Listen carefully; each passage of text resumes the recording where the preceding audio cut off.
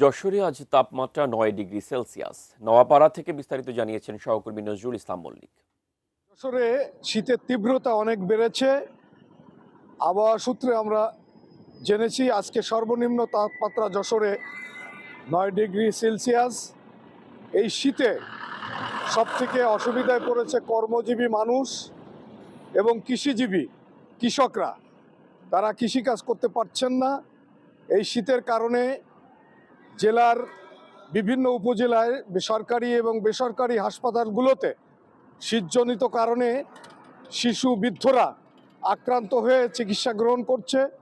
এর মধ্যে নিউমোনিয়া, শ্বাসকষ্ট এবং বিভিন্ন রোগে আক্রান্ত হচ্ছে শিশু এবং বৃদ্ধরা।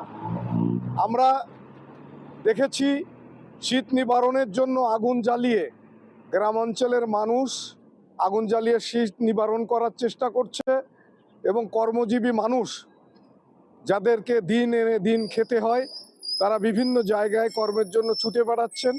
এই শীতের মধ্যেও আমরা বিভিন্ন জায়গায় ঘুরে দেখেছি যে মানুষের যে দুর্ভোগ এই শীতে এবং যে কষ্ট সেটা অসহনীয়।